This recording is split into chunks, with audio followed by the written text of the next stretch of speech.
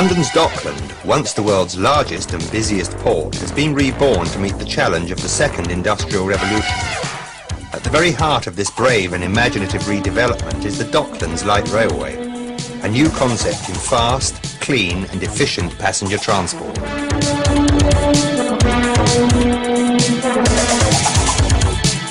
The new trains, which are bright, spacious and comfortable, afford the travelling public spectacular views of London's new Dockland as they move swiftly over this new inner-city highway.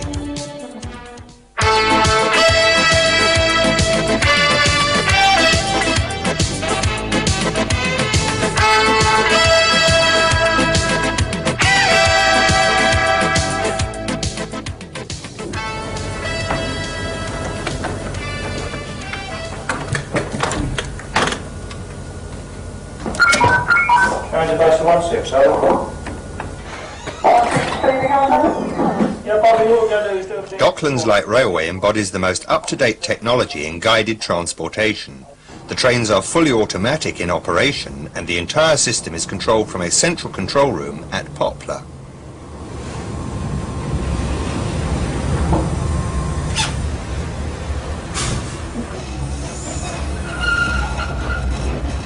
The very nature of automatic train operation means that if for any reason a train becomes disabled, a very specific procedure must be introduced without delay to ensure the line is cleared for traffic and complete safety of operation is maintained.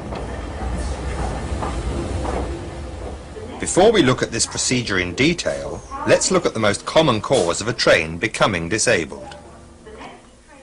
The traction current, at a pressure of 750 volts DC, is supplied to each train by the conductor rail, a light-sectioned aluminium rail carried on insulators and with a stainless steel contact strip on its underside. Each articulated car has 4 traction current collection shoes, 2 on each side mounted on the A and B end bogies. These shoes, which are made of copper, make contact with the underside of the conductor rail and are held in position by compressed air.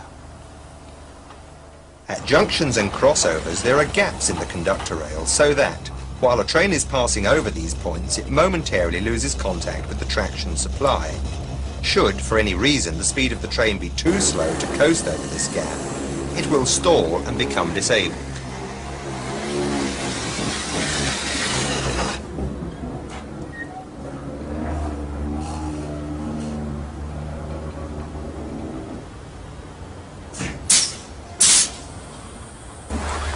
Transit 14, transit base, over. Now let's look at an actual incident. The train captain of car number 2 has reported to the control room supervisor that his train has become disabled between All Saints and Poplar on the up line. Yeah, Roger, I'm pretty certain off gaps, over. The control room supervisor immediately calls the duty rolling stock technician and the mobile supervisor and instructs them to attend the incident. If, however, the mobile supervisor is not available, the train captains will be expected to deal with the incident unassisted.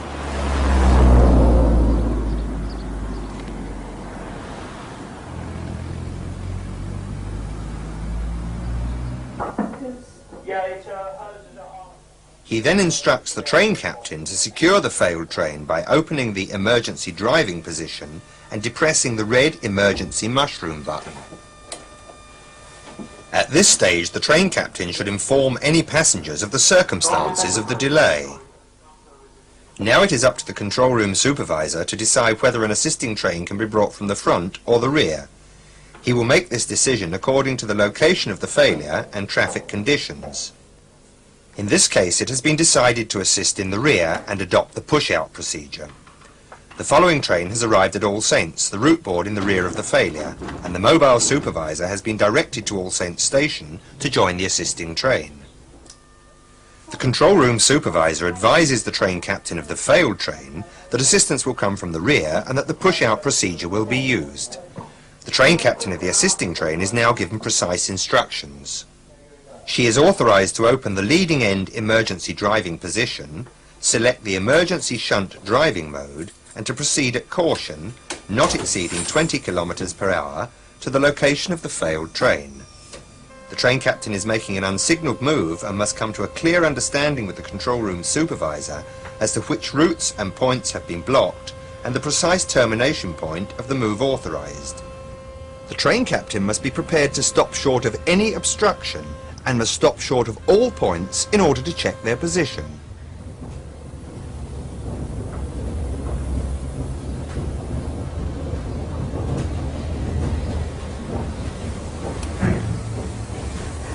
The rulebook requires that either the train captain of the assisting train must be accompanied by a competent person, in this case the mobile supervisor, or the failed train must be protected by a hand signalman situated at least 20 metres in the rear. The train captain of the assisting train stops a minimum of 2 metres clear of the failed train and observes the hand signals given. If the duty rolling stock technician has not yet arrived at the site, the train captains must couple the two trains.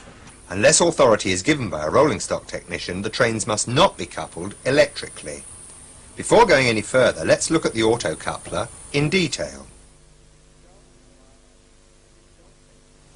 It is of the Scharfenberg type and is self-centering and self-aligning by means of handed horns below the coupler itself.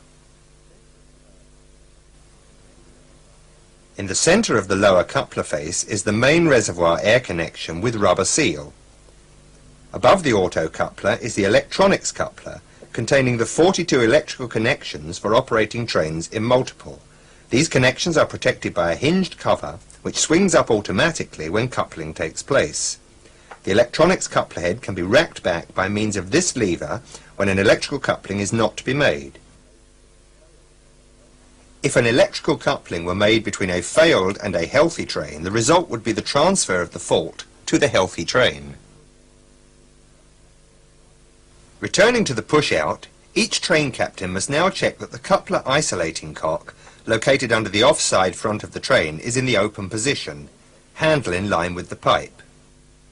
They must then check the position of the electronics coupler, racking it back if necessary to avoid electrical connection between the failed and healthy trains.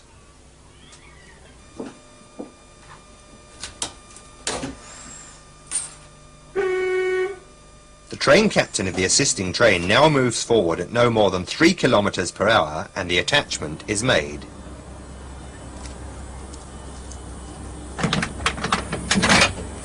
She must now carry out a pull-away test by depressing the reverse button on her emergency driving position and moving the joystick to the power position. Now that the trains are mechanically coupled, the train captain of the failed train must go to his leading end emergency driving position and obtain the permission of the control room supervisor to break the seal on the sealed switch. This switch is located in the cupboard to the right of and below the emergency driving position.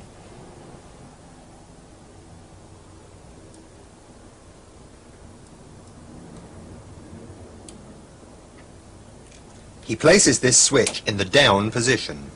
He must now depress the converter healthy lamp button to reset his auxiliary supply. This will have tripped within 3 minutes of the loss of traction current. Finally, after resetting the emergency mushroom, he must ensure that the air pressure lamp is illuminated on the panel. This lamp gives indication of sufficient air pressure for movement. The train captain of the failed train now reports to the control room supervisor and obtains his permission to test the push-out buttons. When both these buttons are depressed simultaneously, the dump valve should operate and a distinctive blow of air will be heard.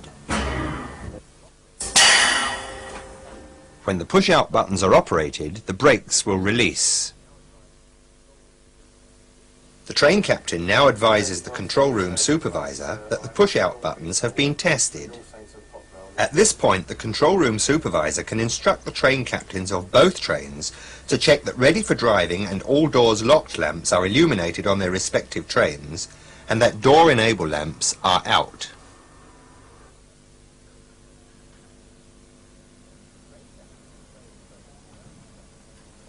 The train captain of the failed train is now instructed to depress both push-out buttons and the push-out can commence. Precise instructions are given to both train captains as to the extent of the move authorised, in this case to route board 4-2 at Poplar. The push-out movement must be made at extreme caution, the train captain of the failed train keeping a sharp lookout and being ready to release the push-out buttons in emergency.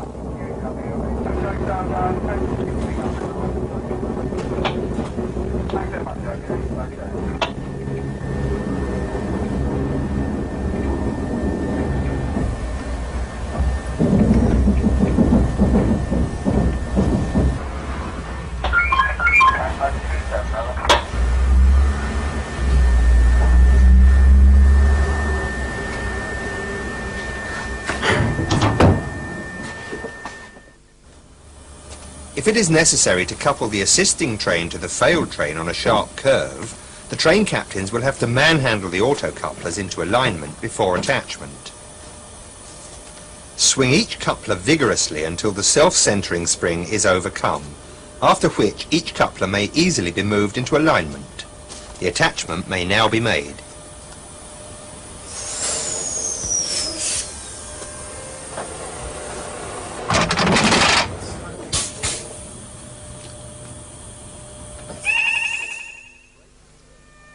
If the train failure is such that a brake isolation is necessary before push-out can commence, this isolation must be carried out by a rolling stock technician.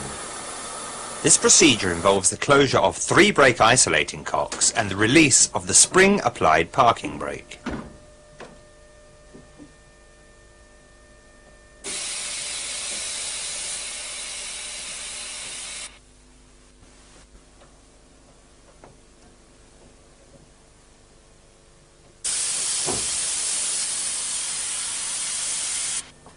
Train captains must not carry out brake isolations under any circumstances.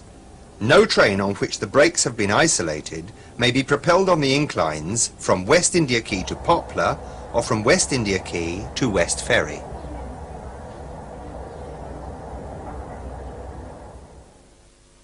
Transit base, transit 08, come in please. Transit 08 to transit base, go ahead over. Yeah, transit 08, It is essential, if the push-out procedure is to be carried out safely, efficiently and quickly, that radio communications between train captains and the control room supervisor are succinct and clearly understood. Listen carefully to the instructions you receive and repeat them to the control room supervisor. If you have not completely understood an instruction, ask the control room supervisor to repeat it. Use the radio procedure correctly. Remember, radio messages are recorded in the control room. When, in emergencies such as a train failure, it is necessary for you to go on the track, wear your high visibility vest. Parts of Docklands Light Railway run alongside British Rail mainline tracks.